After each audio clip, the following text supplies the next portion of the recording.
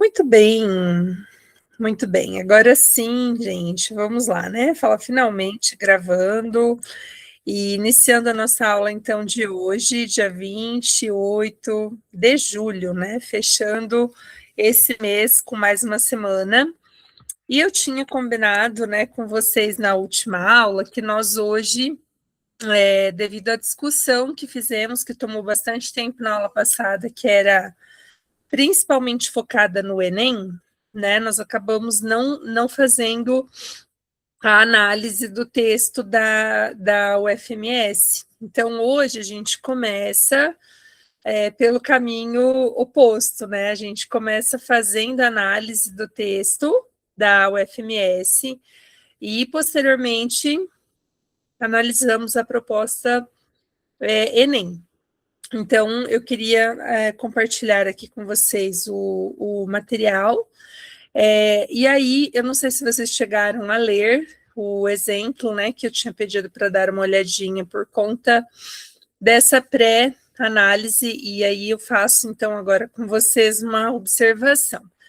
Essa análise do texto da UFMS, a gente pode considerar como produtiva para outras bancas também, tá, gente? Quem elabora a prova da UFMS é a FAPEC, e a FAPEC é uma banca, então, que também vai elaborar outras provas. A gente pode incluir nessa sugestão, né, de estudo também quem faz a UEMS. Então, se você vai prestar o vestibular da UEMS, e ela também é muito parecida com a prova da UFGD, né, em termos de temática, forma de cobrança.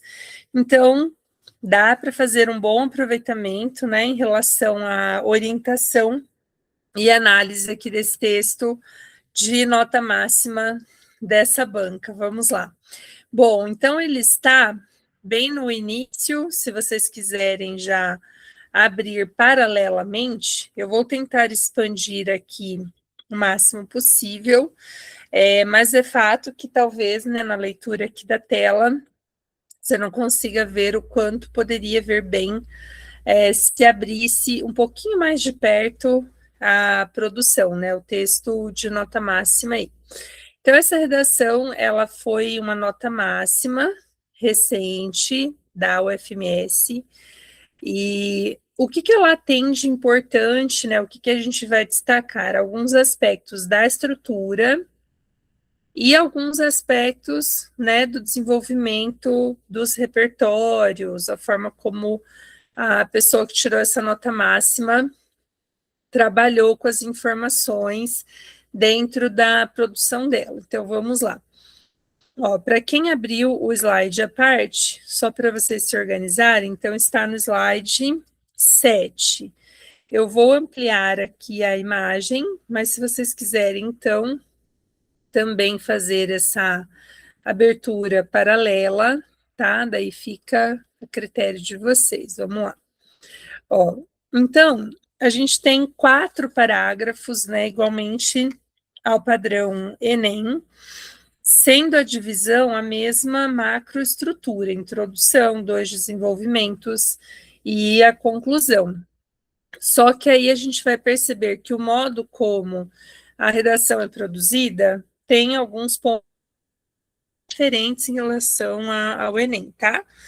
Então vou lendo com vocês e a gente faz depois a orientação de composição. Vamos lá. Então, a introdução diz assim: a natureza na fumaça se mistura, morre a criatura e o planeta sente a dor. Essa afirmação na música, né? Então, essa afirmação da música brasileira Filho do Dono, de Flávio José, reflete a atual situação deplorável do meio ambiente natural no mundo e a sua relação com as ações humanas, especialmente no que diz respeito, tá? Então, especialmente no que diz respeito às mudanças climáticas. As ações individuais, como reduzir o consumo de carne, energia, água de forma sustentável, são frequentemente destacadas como fundamentais para combater o problema. Contudo, a questão permanece gerando dúvidas relacionadas à eficiência da ajuda de cada indivíduo diante da gravidade da crise ambiental. Nesse sentido, é importante avaliar a importância dos pequenos gestos individuais e a necessidade do desenvolvimento de políticas públicas e mudanças estruturais. Bom, para quem lembra, esse tema aqui, a gente falou dele na semana passada, né? Vou voltar aqui um pouquinho. Era essa proposta aqui: ações individuais no combate às mudanças, né, climáticas, obrigação, moral ou solução ineficiente. Então, eu disse para vocês já na última semana, se quisessem ler, para vocês virem com uma noção de como que era o tema e como que essa redação de nota máxima, né, o FMS vale 1000 pontos na prova de redação, como que ela tinha sido produzida. Então, gente, olha só, é um texto que partiu de uma pergunta, né? Eu queria posicionar bem essa parte. O comando era uma pergunta e ele trazia essa indagação. As ações individuais, então, elas são uma obrigação moral ou elas são uma solução ineficiente?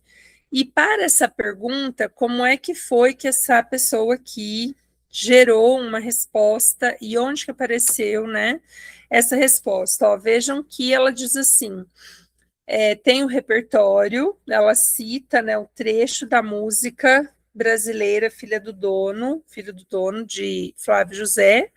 Ela cita qual que é a crítica que a música faz e como que se articula ao tema, então tem ali essa informação, né, marcada, e ela gera uma retomada direta da frase, ó, as ações individuais, como reduzir o consumo de carne, energia, água de forma sustentável, são frequentemente destacadas como fundamentais para combater o problema. Contudo, ela faz uma refutação. Contudo, a questão permanece gerando dúvidas relacionada à eficiência da ajuda de cada indivíduo diante da gravidade da crise ambiental.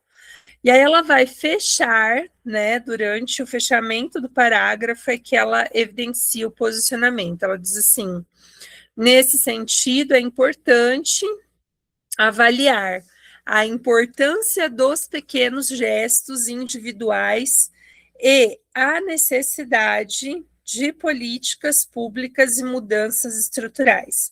Gente, então percebemos que estruturalmente, ó, vou pôr aqui do ladinho, né? Se o seu foco inicial, então, falando hoje da UFMS, tá falando da UMS, falando da UFGD, né? Essas provas muitos de vocês farão. Reparem que a gente tem um repertório, esse repertório, assim como no Enem, gente, na introdução, ó, vou pôr aqui no nosso comentário aqui do lado, é um repertório mais específico, essa nota máxima, não é um repertório de bolso, né? Então, se a gente for falar assim, o que é o repertório de bolso que tem sido o problema, né? O repertório de bolso seria uma citação daquelas que a gente diz assim, ó, essa serve para tudo. E essa não serve para tudo, a que ele usou, né? A música faz uma reflexão sobre a atuação dessa falta de cuidado, né, com o meio ambiente e o ciclo negativo, porque ele diz que morre a criatura e o planeta sente a dor. Então ele faz uma reflexão a partir desse trecho aí. Ainda no primeiro parágrafo, o que aparece no segundo período, gente? Aparece a mesma coisa do Enem, tem uma problematização a partir do tema. Então, repara que bem no meio ele diz assim, as ações individuais têm importância para reduzir o consumo de carne, energia, água. Aí ele diz assim, contudo, né? Então ele traz aquele contudo, que é um motivador de contraposição, né? Então, quando ele diz assim, contudo, essa relação permanece gerando dúvidas, então gerou uma problematização a partir do tema oferecido. E fechou o terceiro período apresentando a tese. Muita gente tem dúvida, né, se deve levar para o texto uma construção que pareça o Enem, né, nem num sentido assim mesmo de tipo de argumentação. Depende muito da proposta, né? Então a gente vê que aqui nesse exemplo, a tese está retomando, né? Vou por aqui, ó, retomar a frase tema e retomar a frase tema, deixando claro se tem uma posição qual em relação a essa frase tema. Quando é uma pergunta, que nem foi aqui uma pergunta, eu já sei que a tese ela vai ter que responder essa pergunta, ela vai ter que trazer uma resposta para isso que foi questionado. Se não for pergunta, gente, não necessariamente a gente faz esse tipo de situação, é mais realmente se a proposta trouxer uma pergunta, tá? Isso vale para qualquer banca. Agora a gente analisa a sequência dos argumentos que temos aqui no texto. Ó, vou baixar um pouquinho e deixa eu ver se cabem os dois. Eu queria que vocês, um minutinho, lessem. Vou dar um minutinho aqui de silêncio para que vocês leiam os dois parágrafos, os dois do desenvolvimento, tá? Vou por aqui, ó, ler D1 e D2, para a gente entender qual foi o caminho que essa pessoa usou e como é que ela desenvolveu essa situação de produção aqui. Vamos lá. Então, vou considerar aqui essa relação, tá? E vou propor que vocês leiam. Enquanto vocês leem, só vou ajustar um slide aqui.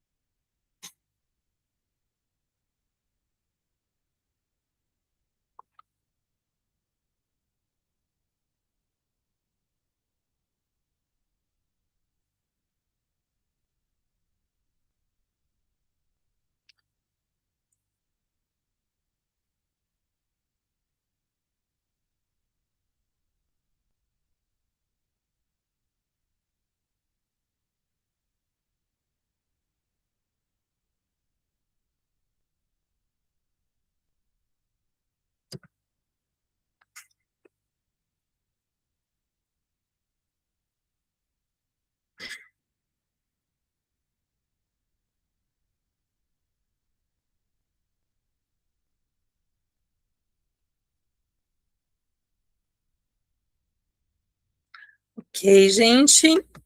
Ó, vamos lá, então.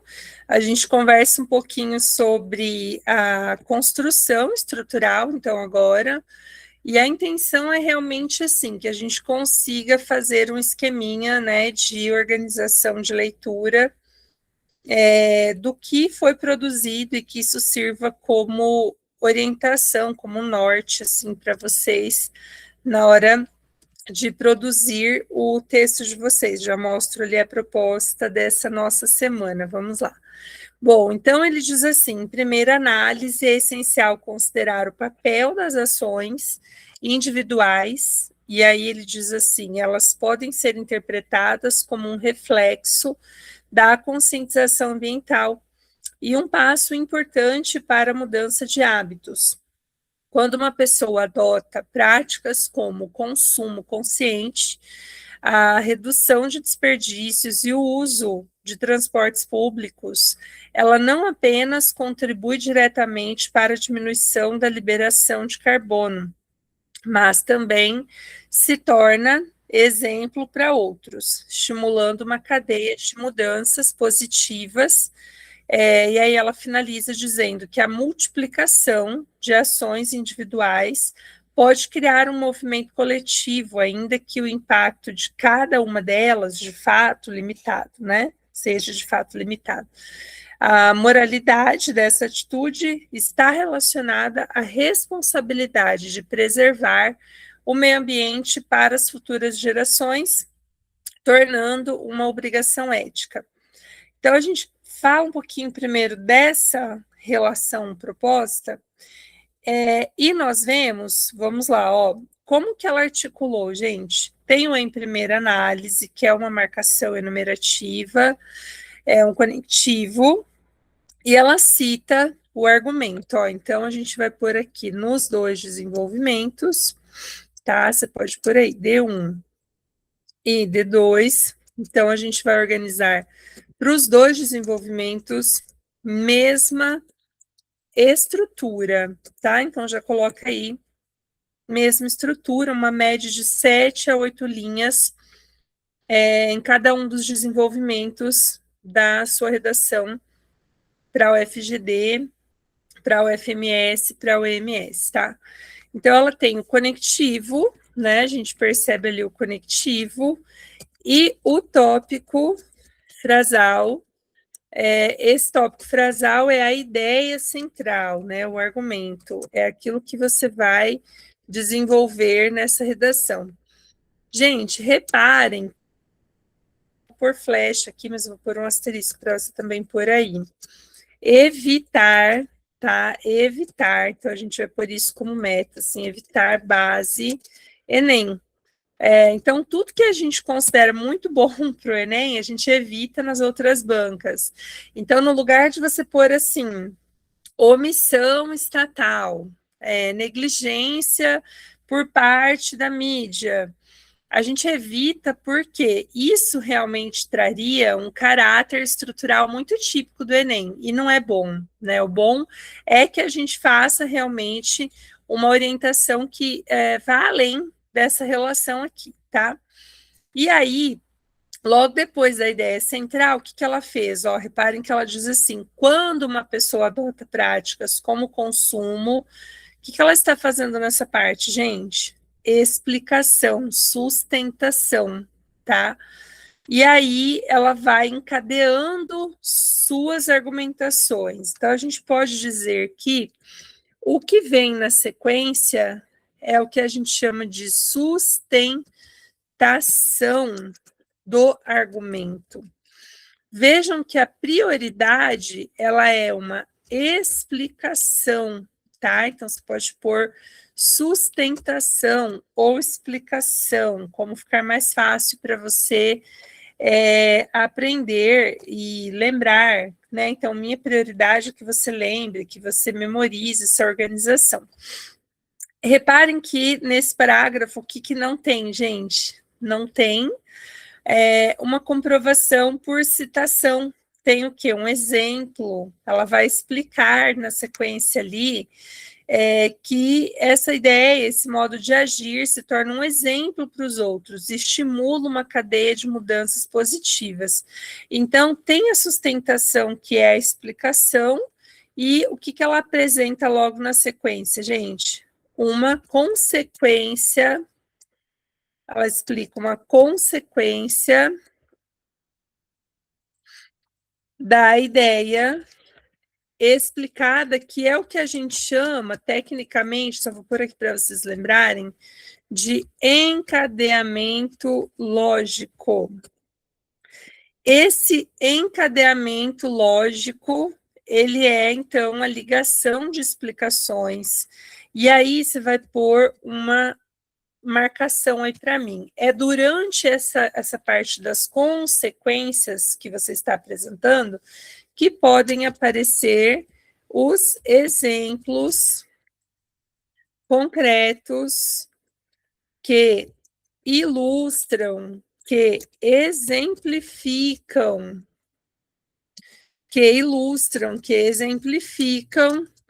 a ideia exposta. Então, quando a gente traz uma argumentação assim, a gente está priorizando o que a banca chama de desenvolvimento mais autoral. Então, por isso que as bancas estão bastante assim valorizando mais esse circular na explicação, ora trazendo um repertório curtinho, como validação, ora trazendo um exemplo concreto, que seja uma forma de concretização daquela ideia que você apresentou, e aí, fechamento do parágrafo, pode ser com logo, pode ser com isso, e você vai expor o quê? Você vai concluir o argumento. Então, vamos lá, você vai concluir o argumento, que é o que ela fez ali, ó. A moralidade dessa atitude está relacionada, tem um errinho de digitação, a responsabilidade de preservar o meio ambiente para as futuras gerações, tornando-a uma obrigação ética. Então, é um desenrolar da ideia que ela veio explicando, tá? O segundo argumento, quem leu, percebeu que ela começou com contudo. Gente, é a mesma estrutura, tá? Então, vou até voltar o chat aqui um pouquinho para quem perdeu a anotação do início. No segundo argumento, você vai pôr outro conectivo. Tem que ser o contudo obrigatoriamente? Não tem que ser o contudo obrigatoriamente. A gente só vai pôr o contudo se for um debate, né? Porque o que significa contudo? Coloca essa anotação, senão do nada vocês vão me trazer contudo nas redações, e o contudo tem um significado muito específico, né? Então, contudo é igual mas, contudo é igual porém. E ele só pode ser usado se na sua redação você tiver real intenção de usar a oposição.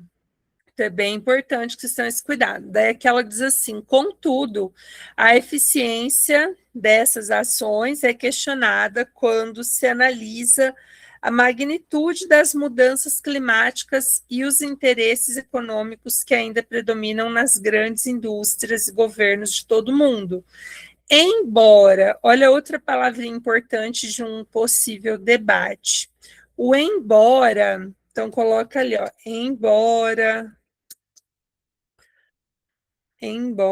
apesar, são expressões que não chegam a gerar uma oposição integral, tanto que eu anotei aqui para vocês, essas são palavras bem usadas para quando você quer propor um debate, você quer dizer, ó, tem esse lado aqui que é diferente do anterior, e ele tem um significado, né, dentro do texto que gera essa ideia da oposição, tá? Só vai pôr contudo se for um debate dentro do texto. No Enem a gente vai pôr contudo? Não vai. Não vai porque o Enem prioriza soma de argumentação. E ela trouxe o embora, trouxe a sequência explicativa, ela vai dizer que isso, né, ó, com isso, a urgência da intervenção das esferas de poder, no que tange à mitigação dessa situação, é uma realidade. Então, ela foi por um caminho de quem analisa os dois lados, criticamente, e conclui, né? Vejam que não é um Enem, mas ela trouxe uma conclusão um pouquinho mais específica para essa proposição discutida.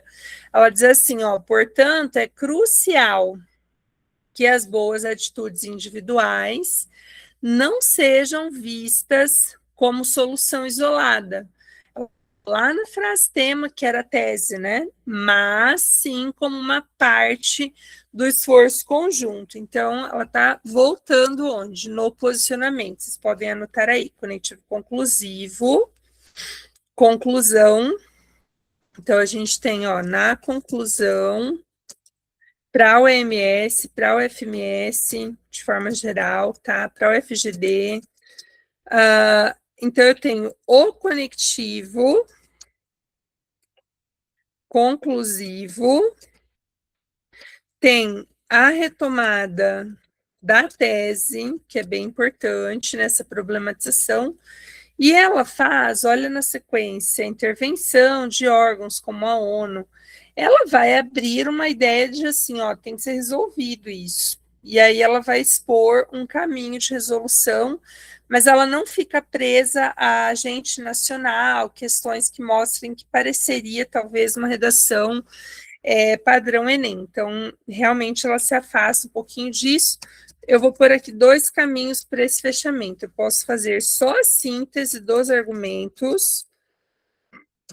Quando eu digo assim, ó, então isso está conectado a essa e essa situação, cita os 2 argumentos, ou, né, então, ou a proposição de uma solução mais abrangente, tá? Então, essa solução mais abrangente vai ter que aparecer muito clara, tá? Muito explícita no comando, porque senão você vai parecer que está fazendo texto para o Enem e isso não pode acontecer, em hipótese nenhuma. Gente, então vamos falar da nossa proposta da semana, que aí vocês conseguem ver a aplicação. Vamos lá. Ó, então, para essa semana, eu coloquei também 2 proposições, uma um pouquinho mais objetiva, deixa eu diminuir aqui um pouco para aparecer. Uma um pouquinho mais subjetiva e a outra menos. Ó, então, essa foi uma proposta Enem, eu quero mostrar aqui, foi padrão o FMS. Então, essa aqui foi a proposta oficial. Ensino à distância, EAD, entre problemas enfrentados na modalidade e a importância do acesso à educação. Eu quero que vocês pensem um pouquinho. Essa daqui você não vai fazer para o Enem, tá? Proposta B, gente, não é para o Enem. Essa daqui, já mostro do Enem, tá? Não usar para Enem. Essa daqui a gente não vai fazer essa argumentação Enem. Então, tem ali 2 pontos. Ensino à distância, 2 pontos. Entre os problemas enfrentados e a importância do acesso à educação. Quero que vocês pensem um pouquinho. Como que você... Não estou pensando em argumento ainda, tá? Eu estou pensando em, olha, eu faria causas, efeitos, eu faria desafios. O que você faria para desenvolver essa relação, essa proposição? Você trabalharia um aspecto? O que você faria? Pense um pouquinho para vocês conseguirem fazer agora comigo aqui os apontamentos para a gente poder evoluir nessa parte. Então, se você falasse assim, olha, como que eu desenvolveria? 2 causas, 2 efeitos, um desafio, como que você pensaria essa situação de produção?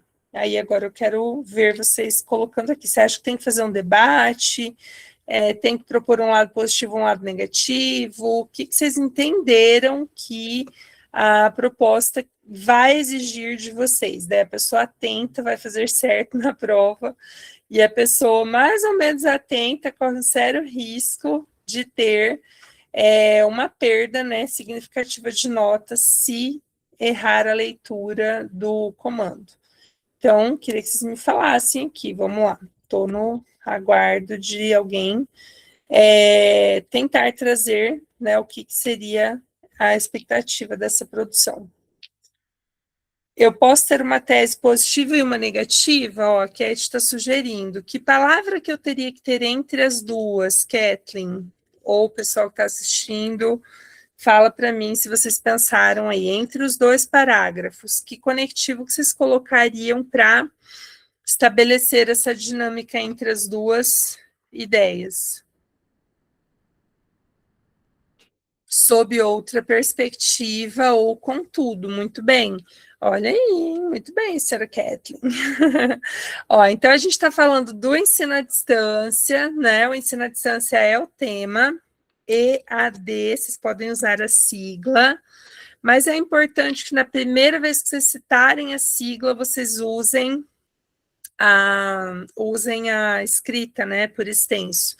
Não tem crase entre o A ali, então a distância, né, não tem porquê, não especificou-se que distância, então a gente não poderia pôr crase nesse caso, insinuar a distância só mesmo.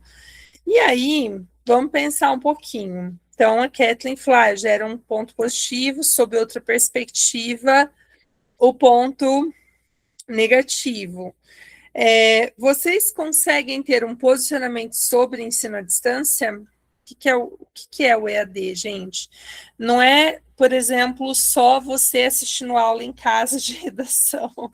É um tipo, né? Fala assim, a gente está aí, está remoto. Então, hoje, quando a gente pensa em EAD, a gente está pensando em cursar o ensino médio, fazer um cursinho, a distância física daquele lugar. Então, é como se eu pensasse no local como um local que é uma ponte.